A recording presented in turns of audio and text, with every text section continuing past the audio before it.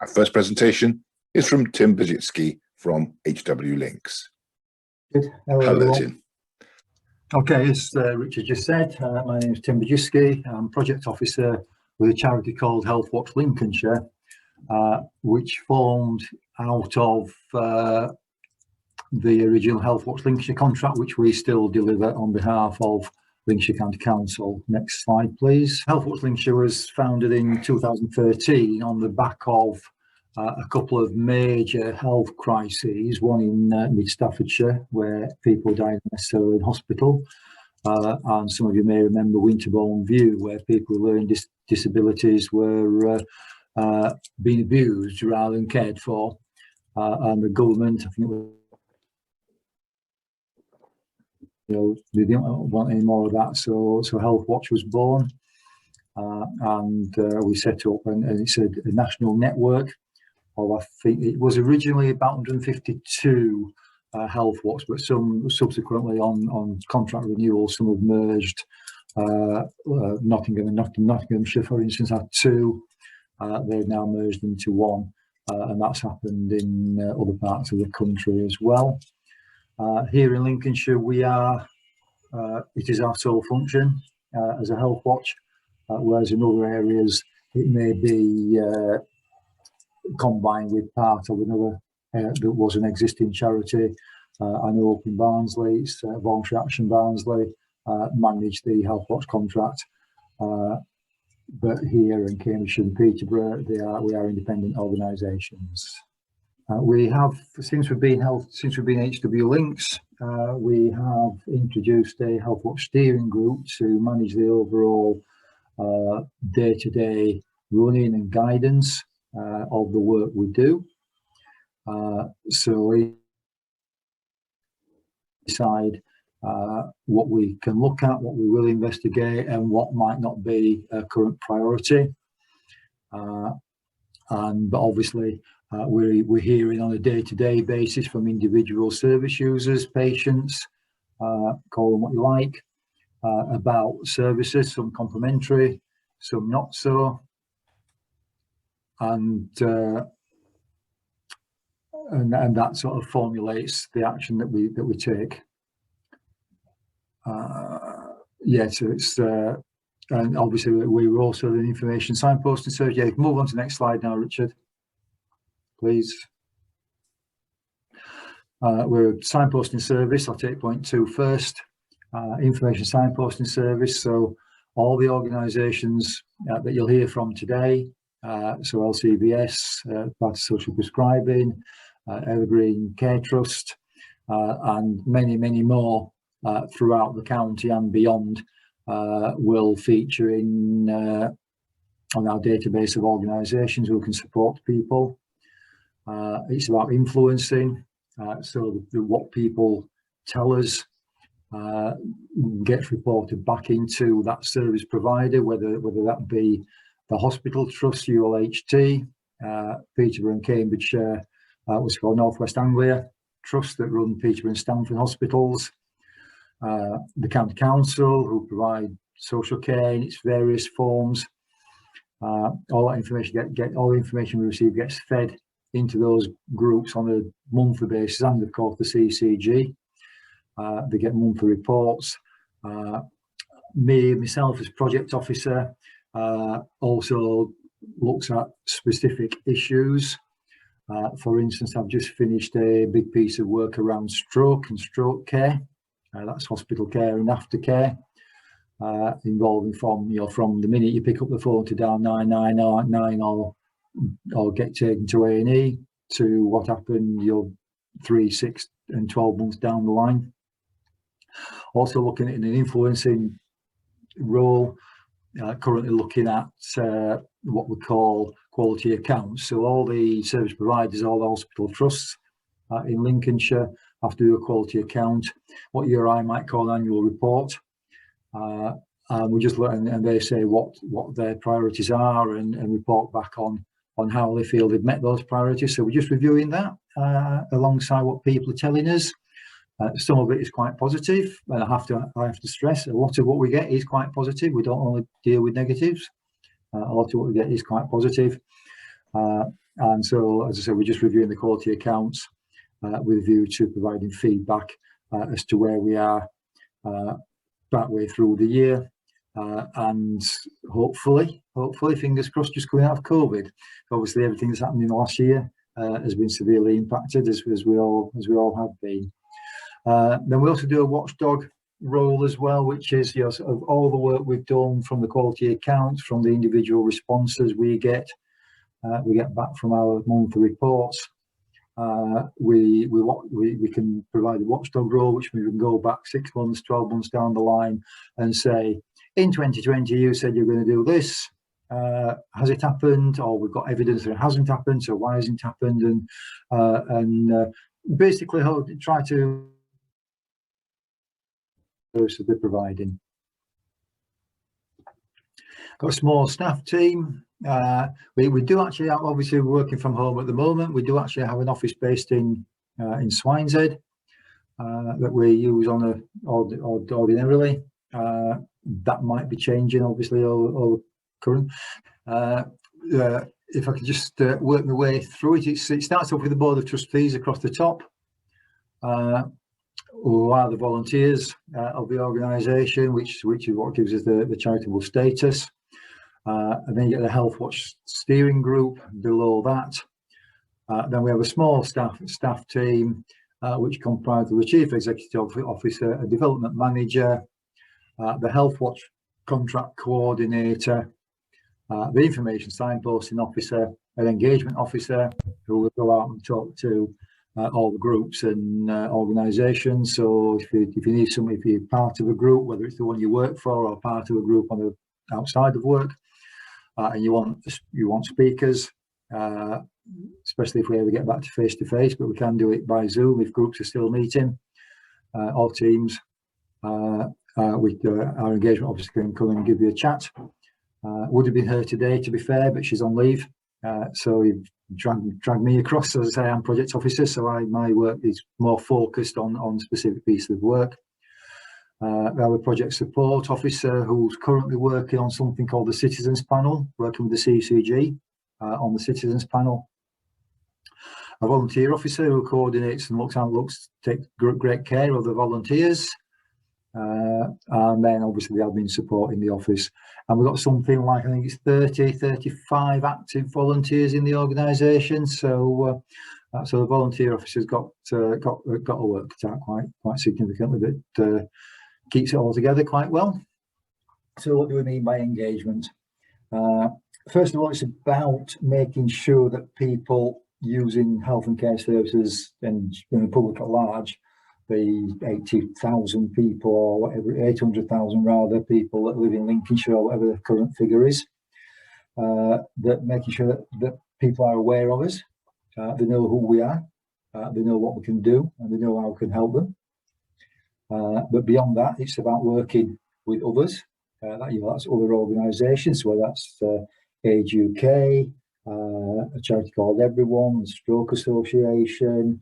There's lots of condition-specific groups like diabetes organisations, Parkinson's Society, such as that.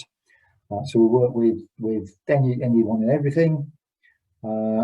We try to be creative. We're certainly meaningful. Anything we do and say, we're sincere about it, and we do really genuinely want to help. We have taken on digital engagement, obviously, as everyone else has, and it's pre-planned. So say if you've got a group, we'll go out. It might be in 6 months' time, because the groups are quite well organised at planning the speakers way ahead. So it might be 6 months, 12 months ahead, where we know we're going out to talk to a group. Information, signposts and volunteers, I think I've covered on the last part. So if we move on to the next slide, please.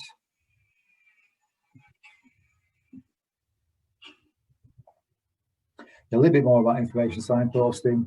Core part of our work is, as you saw on that watchdog information influencing slide earlier on. It is a core part of our work, basically. Several ways people can get in touch with us.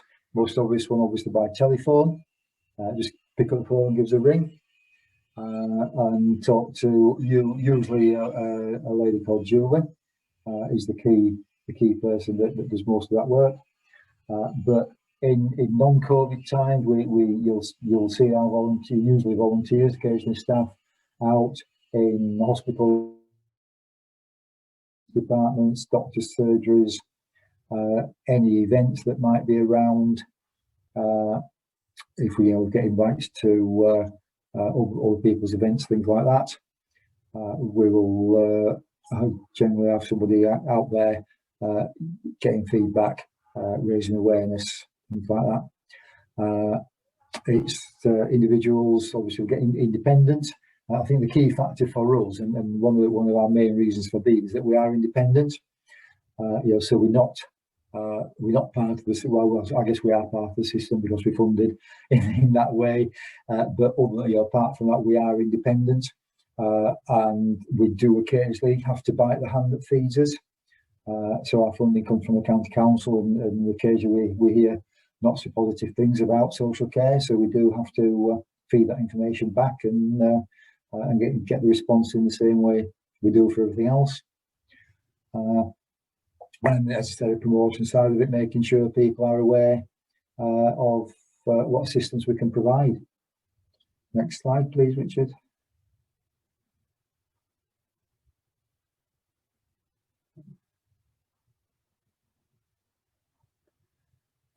So again, it's about getting involved, using feedback forms, using social media. Obviously, we're doing a lot more via, when I say social media, mainly Facebook and Twitter. But it does generate some feedback and results. Focus groups, usually part of my work, may involve focus groups. For instance, another example is when I was working with people with learning disabilities about annual health checks. We've got a group of people with learning disabilities together to share their experiences of health checks. Some positive, some not quite so positive. We do a lot of surveys. Again, it might be online, might be paper based. They can either way. They can be done. Paper copies are then fed back into the system, which are analysed and reports presented to the relevant parties. We use a hub system, which are the groups I've referred to earlier, where just can be just any group, a knitter and natters club, a man's shed, or something much more formal, like a Age UK group, things like that. So they get regular updates. They're asked to respond. They get information on the survey. They're asked to respond, share information. Often we've only got one contact from that group, so we're asking to share information to their group members. And of course, we're always looking to recruit volunteers from all parts of the county to enable us to do all what we do. So just a little bit of example of our current work.